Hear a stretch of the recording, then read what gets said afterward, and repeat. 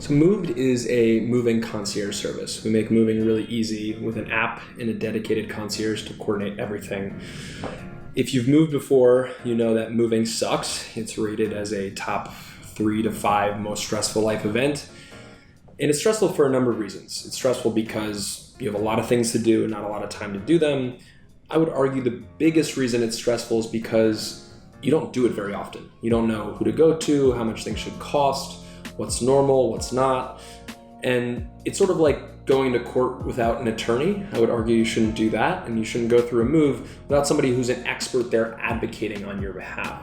And so that's what we represent. We represent a technology platform where all these tasks can get done in one place, and then we're equipping our users with an expert in moving who's there doing that work for them. We've done the work of finding the good moving companies, getting the good rates, and we're advocating on your behalf. It's really a gap in the market that hasn't existed before, where traditionally you've gone through the move yourself, you're getting movers over here, cleaners over here, updating your address over here, and so we bring that all into one place and then equip you with an expert who's there to get these things done for you. So I started my career in startups, specifically in product management. Was at a few companies and had gone through a number of moves in New York City. I've now done 9 moves in the last 8 years.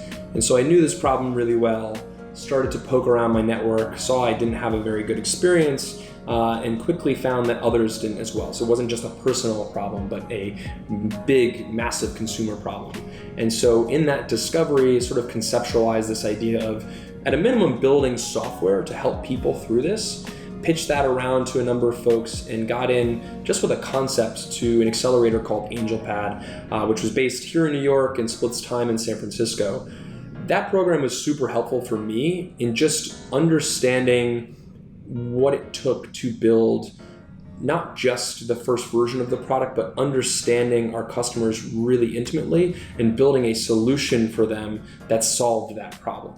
Early on, that solution was just me texting people. So I was just, as I was reaching out and taking calls and doing discovery with customers, a few of them happened to be moving. And actually one of our engineers was our first customer. And I was just sending him quotes via text and sending him screenshots of things he needed to do.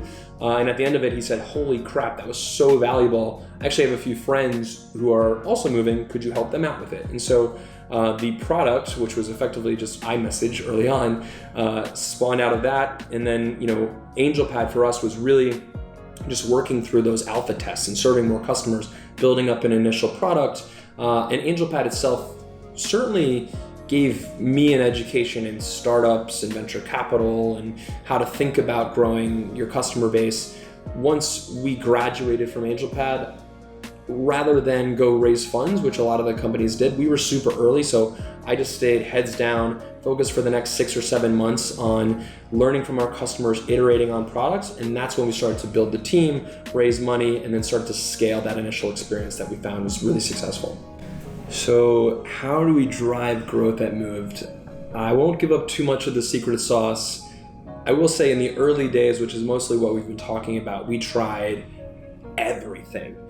Moving is this really interesting moment in time where we have to get that timing right. Like, you're not just going to see some Instagram post and be like, "Cool, I'm moving my stuff tomorrow." It doesn't work that way. So we have to catch you at this moment where you're sort of shifting from finding your place to moving into that place. And so what we've done there and what we found has worked well to this point is big enterprise partnerships. Anybody who's helping you find that place, we want to partner with. We want to make them look good by referring our concierge service. And by working together, it elevates their brand. It helps us create a really warm and trusting relationship with the customer. And that's ultimately what we're trying to do. We're building trust and transparency in an industry that really hasn't seen it before. And so by taking that relationship over from a trusted relationship manager and becoming that relationship manager for the next phase of the move, we found that to be really, really effective.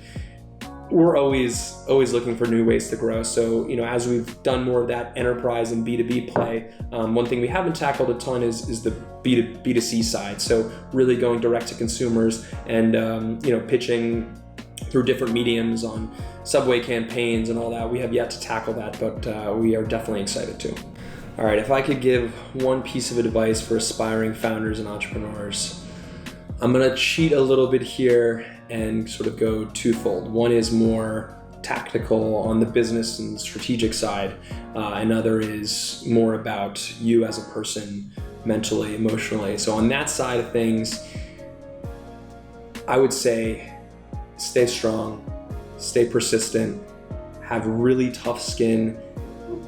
Willing something into the world that didn't exist before is by definition very hard. There will be people who tell you what you're doing is stupid, what you're doing should have been done already, or somebody has tried it. And you should absolutely take that feedback in.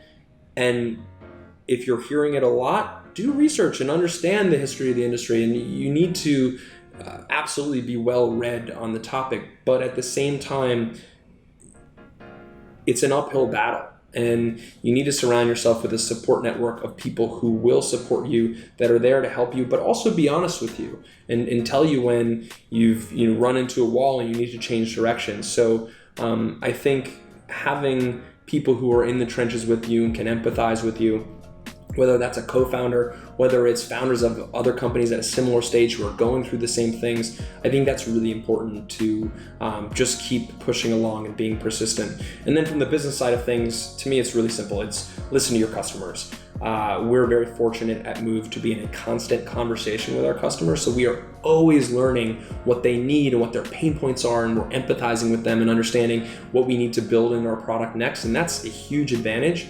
There is no bigger value-added activity you can do, particularly at an early stage, other than talk to your customers. And if you don't have a product and you don't have any customers yet, talk to people who would be your customers. Go put out a post on social media and try to drum up phone calls and take 10, 20, 30 phone calls a day, talking to people to understand the problem that they're having, how they're hacking it and solving it today, and how you can have a better solution. That will inform what you work on and what you focus on more than anything else you do.